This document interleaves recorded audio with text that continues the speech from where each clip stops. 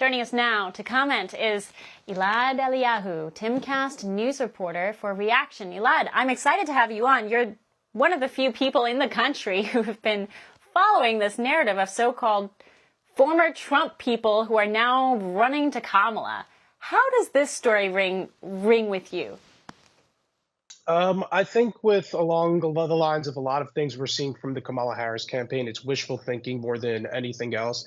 So last week in Pennsylvania, Kamala Harris at a so-called Republicans for Harris rally. It was filled with maybe a couple of Republicans who maybe have wanted to switch sides, but largely people who are Democrats who have never voted Republican at all.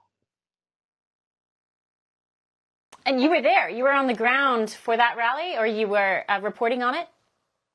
Yeah, I was on the ground on the rally there. It was made up of a few disgruntled Republicans that they had to fly in, including former Congressman Joe Walsh. There was also former Congresswoman Barbara Comstock from Virginia that had flown in. Then there was also former Lieutenant Governor of Georgia, Geoff Duncan. Each came with their own individual grievances. Joe Walsh was saying how Donald Trump was a threat to democracy.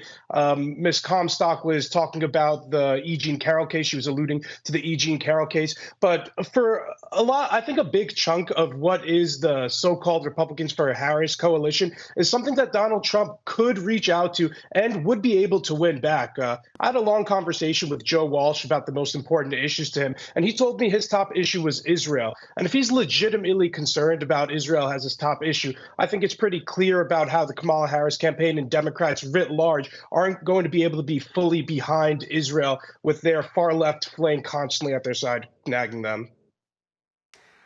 I mean, at this point, Joe Walsh is just making money off this facade that he is this Republican who is rejecting the MAGA movement. And he's made money off of that. He's clearly getting some attention with it. But ultimately, as you just demonstrated, when you push these guys on what part of them makes them still loyal to Republican causes and worldviews, they're pretty hard pressed. I think you even interviewed someone who claimed to be a Republican. This video went viral, too. This was one of your videos. You went to Pennsylvania, you met a so-called Republican for Harris, and it caught the attention of a lot of people because this guy just was not able to elucidate why he was a Republican at all. Let's watch a little bit of it.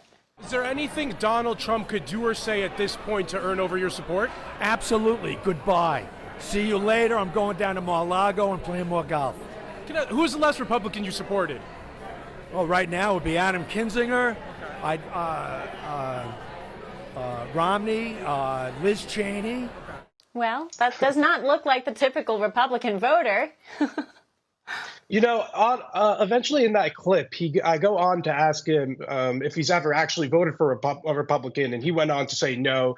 I was trying to have a conversation with some depth to it, to a voter who was Republican and has become disillusioned with Trump on certain particular issues, a principled conservative or Republican who has a problem with certain things, but it doesn't make sense to me as to how you would be a principled conservative or Republican and end up wanting to go as far as to support Kamala Harris. So it was really confusing to me. They were also touting the endorsements of Dick Cheney that I thought was very interesting. I don't know who that's appealing to nowadays, but it's really interesting too, because I think a lot of these people align vaguely with people who have endorsed Donald Trump, who have come around to Donald Trump. For example, former UN Ambassador Nikki Haley has now come around to Donald Trump and has a lot of the same values as what Joe Walsh espouses that he believes in. So, for all our viewers asking where One America News is heading in the future, we would like to introduce you to OAN Live. OAN Live is the best way to stay up to date on all of the hard-hitting, straight-shooting, national and international headlines. And the best part is, OAN Live is only $4.99 per month. All the credible, honest, unbiased reporting One America News offers at a fraction of the cost of cable. Just go to OANN.com to easily sign up for OAN Live and stay informed.